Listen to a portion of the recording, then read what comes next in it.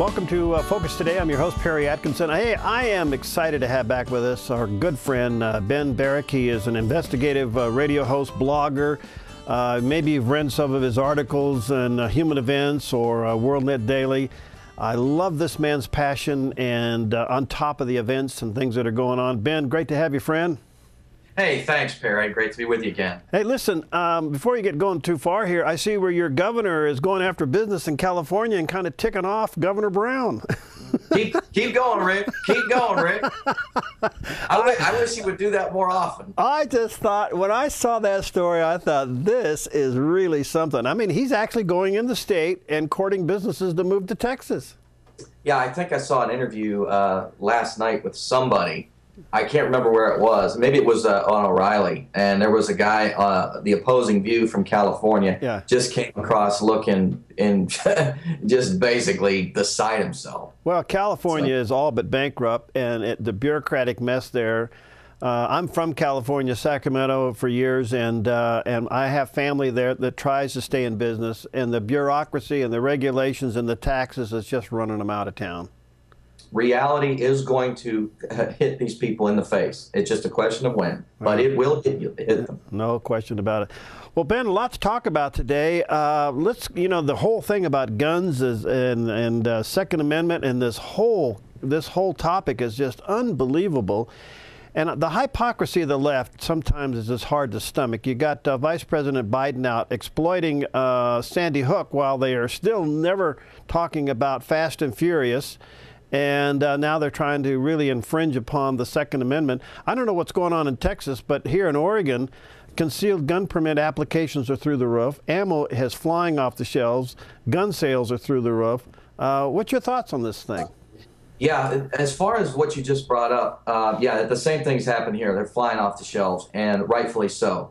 What you just brought up, though, is really starting to bug me. And it's not so much... The only thing worse than the hypocrisy of the left on the willingness and the eagerness on their part to exploit Sandy Hook, Joe Biden's latest deal yesterday in Virginia, I believe, just becoming emotional and choked up and talking about the children at Sandy Hook riddled with bullets. It's true. It's true, Joe. That's right. But guess who else was riddled with bullets and is still being riddled with bullets? Hundreds of innocent Mexicans that your administration, your ATF, your Department of Justice, and it probably involved the State Department too, because guns went across international line, across our border. All of that for 2 years plus, the administration has stonewalled on Fast and Furious when it was the ATF, who intentionally went to gun store owners and said, sell these assault weapons to bad guys who we know are going to take them down to drug lords, give them to drug lords who are then going to use those weapons in a gun-free zone to kill hundreds of innocent people. And the only thing that bothers me more about the hypocrisy on that, Perry, is the lack of conservatives going on offense on this issue. I love Ted Nugent, but I watched him on Piers Morgan the other night totally blow past this issue. He was passionate, but we're still on defense, and it really bugs me because he had a perfect opportunity to go on offense with this. And once you expose this administration for intentionally doing what I just described, 50 calibers, AK-47s, thousands of them, giving them to bad guys intentionally. And why were they doing it? They were doing it exactly for the reason that we're seeing them exploit Sandy Hook today. And their exploitation of Sandy Hook only further proves it. They were doing it so they could create a climate that would be a political climate for more gun control. They want your guns. And anybody that is talking about, it's just a national register, everybody should register their guns. No, it doesn't work that way. Just look at Canada. Canada had a national registration database, and what that does is it puts decisions in the hands of bureaucrats. And we know what bureaucrats do. They do whatever it is that the administration wants them to do. And registration is about confiscation. So these representatives and these senators that are, looking at compromise and wanting to come to a happy medium and go with registry, no, absolutely not. Chuck Schumer is calling it the sweet spot. No, this is unacceptable, and I can't get over it. I mean, there's the situation in Milwaukee now. Did you hear about this now that there's an ATF machine gun that has been stolen in Wisconsin and is now on the streets? Automatic machine gun, ATF. Again, this happened just a couple of months ago when guns were stolen from an ATF vehicle, and only one of them was brought back or recovered, a 40 caliber Sig Sauer. Ben, there's so much hypocrisy in this subject, and I know it makes your blood boil. It does mine too, and I want to get into why we're not responding correctly. But staying on this topic just for a moment, why aren't we turning our eyes on a couple of things? Why isn't, say for instance, Boehner saying to the administration, nothing considered on anything concerning the Second Amendment until we come clean on Fast and Furious? And why are we looking at Chicago? If we looked at Chicago the way we're looking at Afghanistan, we ought to pull out of Chicago. I mean, they got, the Democrats are running everything. They're in control of everything in Chicago. They hold all the positions, and it's the highest gun murder rate in the country. What's the I can't stand the hypocrisy and the media supporting it. I'm just bugged by it.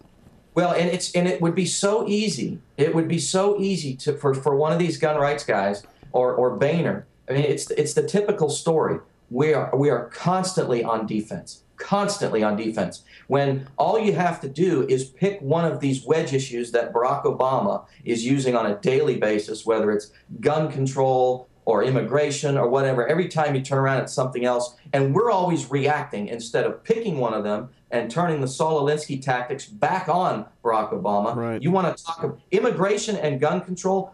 Fast and Furious can touch on both of those. Barack Obama cares so much about illegal immigrants coming into the United States. Well, no, he doesn't. If he did, explain to us why you're using executive privilege to prevent the truth about Fast and Furious from coming out. You, when I say you, this administration at all kinds of different levels, very high up, intentionally wanted people killed so that they could use that political climate to push gun control. And John Boehner, like you said, all he has to do is come out and say this, but his entire tenure as House Speaker has been to avoid fights. We're done avoiding fights. It's time to fight. Defense doesn't win. And this whole notion that, well, we need to reach into the middle and try to get the independents and the moderates and the immigration. No, the reason you lost, guys, in 2012 is because you didn't fight. You didn't go on offense. It has nothing to do with reaching in the middle. You got the independents. You got the independent vote. What you didn't get was your base. And it's constantly, Perry, we're seeing this.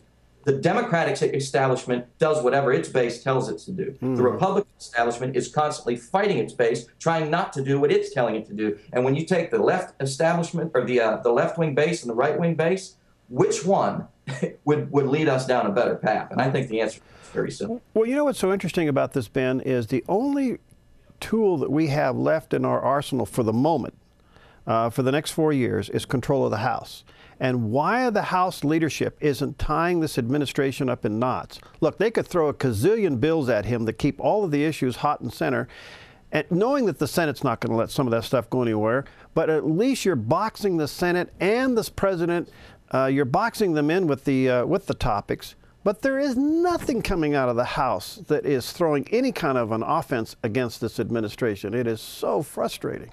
Yeah, it is. And not only that, but there's also a consequence to this. And that consequence is 2014.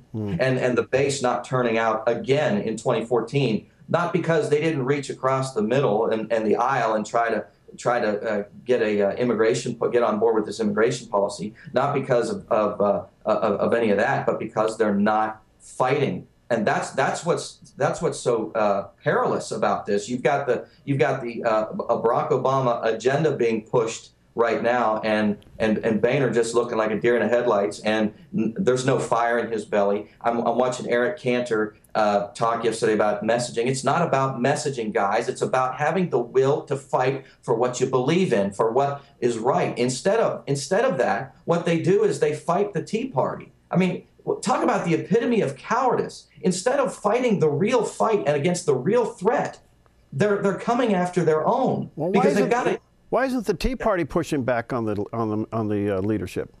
Well, I think they are, but again, it's the leadership that has the gavel. It has the control. It's setting the agenda. And I think that I was having this discussion not too long ago from somebody in Austin that's really dialed into state politics and has, and knows folks down there and knows kind of what the people on the street and the people in elected office are thinking. And they view the pushback coming from the Tea Party is, hey, we can't do anything right. All they are critical of us, and it gets old. And, well, to that I say, all you have to do is show that you have the will to fight, and the Tea Party will back off. The Tea Party just wants you to fight. And when they pick all these different issues and they're hitting you from all these different sides, the reason for that is the one central issue is that you're not fighting. I'll give you a perfect example. If John Boehner was fighting on the Fast and Furious front, if he was fighting on any of the other fronts, any one of them, if he was showing that will to fight, I think the Tea Party, in large part, would have trusted him with his fiscal cliff negotiations. But as it was, since he doesn't show any fight on anything, when he goes behind closed doors on the fiscal cliff negotiations, the Tea Party is very justifiably suspect. So I think that's what they need to do, and they've shown no indication that they're going to do it. So it's left to those of us who just, I guess, I mean, we don't have nearly the power, but we just got to keep getting that message out. Do you think that this whole gun control issue could be the one that really bites the president? Because I just see it going the other way for him. And if there's anything that could bring insurrection in this country, it's this issue. Yeah, it's a hot button. It's just like abortion. It's a hot button, and those issues kind of lie dormant because people don't want to bring them up because of, once you start, it doesn't stop. I've been in the radio business for a long time. The abortion issue, talk show hosts just wanted to stay away from it. They don't want to deal with the controversy. Same thing with gun control. They don't want to deal with the controversy. But when the administration itself decides to exploit a mass shooting for the sole purpose, and make no mistake, the sole purpose is to take guns. That's what this is all about. Incrementally, maybe, but that's the end game. And I hope you're right about it biting the president and biting this administration. But we have got to see the likes of Darrell Issa, the likes of Charles Grassley raise this issue again. The Congress is our boss, as we the people. It's our boss. And as a boss, we have the right to counsel them. Right. I mean, any business that you run, when your subordinates, and each one of those 535 members of Congress are our subordinates, you have the right, the responsibility, the duty to counsel them to, the equivalent to firing them is voting in office. But during the time they're there, you have to give them every single right, and you have to put them on track when they're off track, and they're off track. And that's what we need to constantly do here. And the thing that the Boehners and the Issas and the Grassleys of the world need to do is they need to bring this up, the gun control issue. I get so tired, and I know you do too, but I get so tired when I watch people getting on the gun control debate. Piers Morgan is doing gun control debates all day long because it's ratings and because I don't think anybody's really, people might argue who won the debate, not. But I get tired of watching the gun rights guys buy into his premise and argue about whether or not the AR-15 is legitimate for home defense. That's not the argument. Who cares? The argument is, why is this administration responsible for sending so many weapons to drug cartels and using? You want to see somebody go on defense. Somebody needs to bring that up to Piers Morgan on a debate and have him respond to that. Where were you, Piers, for the last 2+ years? Where have you been with all these weapons? And I think sometimes you need to beat a dead horse because the truth is inside the bones of that horse. Well, why are we giving this guy credibility? I mean, I even know Newt went on the show the other day, and quite frankly, he kind of tied Newt up for a little while until he got his footing, and then Newt started to fight back. But I watched that whole interview, and I go, Newt, why are you even allowing yourself to go into this discussion?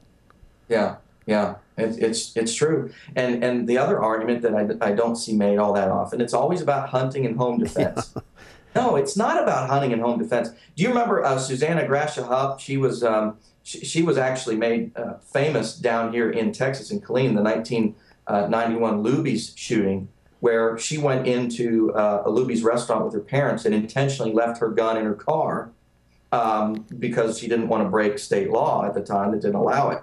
And at the end of that whole deal, a mass shooter broke in there and killed both of her parents. She then testified in 1993 in front of, among other people, Chuck Schumer. You can watch the YouTube. And at the end of the YouTube, you can see her say, this is not about duck hunting. This is about us down here protecting ourselves against you up there, pointing to the dais of the hearing. Yeah, right. That's what it's about. Yeah. That's what it's always been about. And these people say, well, the founding fathers didn't foresee AK-47s and assault weapons. Yeah, and they also didn't see the government having those things. It was the muskets were the weapons of the day. Yeah. And we need to have a level playing field to protect ourselves against this government that's becoming increasingly corrupt and wicked. All right, now what about say Boehner or some of these guys bringing back Fast and Furious, maybe even Benghazi, because there seems to be a link. What happened with Fast and Furious, that the same mindset could be behind the Benghazi mess. I mean, I'm yet to see more evidence on that, but it appears that it's there. Why aren't we leading the whole Second Amendment debate with this and say, look, we'll talk about that when you answer these questions? Bingo, bingo. In fact, if you looked at the Senate hearing where Hillary Clinton was testifying, you want to talk about a major swing and a miss on the part of Republican senators. In fact, I think they just took strike three. They didn't even swing at it. There was one exception, Rand Paul, in that Senate hearing. He asked Hillary one very important question that I was shocked nobody else picked up on. Marco Rubio, who's been a disappointment in the immigration debate, it was a big disappointment in that hearing because he did not ask tough questions. What you're talking about is the Benghazi annex, the CIA annex in Benghazi, being used as a sort of a weapons depot for funneling weapons to Turkey so that they could be going to the Syrian rebels. Right. Well, Barack Obama used up his political capital, a lot of it, when he hid behind NATO for throwing out Gaddafi. So there was definitely a motive to do something under the radar when it came to Syria. And Rand Paul asked Hillary, was the CIA annex used to procure, supply, or funnel weapons to Turkey? And you know what her response was? Typical response of anybody who's busted. Don't answer yes or no. Pretend that the questioner is crazy for even asking it. She said, to Turkey? You know, like she had never heard of it before. Well, hey, Hillary, the New York Times reported on it, and a whole bunch of other publications had reported on it for months before you testified. And here we are, January, and the incident happened in September, and we're to believe she doesn't know the answer to that question. And none of the other senators picked up on that whole deal. Yeah. Rand Paul came out looking awesome at that hearing because nobody else looked. I mean, why was Christopher Stevens in Benghazi on September 11th? Did anybody ask that question? Not in the Senate. Why was Christopher Stevens' main point of contact Abdel Hakim Belhaj, an al-Qaeda brother who Ayman al-Zawahiri said was an al-Qaeda brother? Why was his main point of contact Belhaj? Right. I mean, these questions were asked, and it's about weapons. It's about gun running. It's just amazing to me, and watching all of that, because unfortunately Sandy Hook created the perfect smokescreen for Benghazi and Fast and Furious to go away. And the lack of fortitude of the Republicans in the House to keep it forefront, or even in the Senate, to me is just disgusting. Well, you know. Yeah. Let me ask you this. Let me swing this, because I only got a few seconds left here. Sure. It seems that we are overwhelmed with all this stuff to the point where we're so discouraged that we don't know what to do. We know what the problem is. We've got it described. We know that we're in a tyrannical type administration now. We are being socialized right underneath our nose. We're watching the Constitution being dismantled under front of our nose, and yet the fatigue factor of trying to fight this stuff is so high.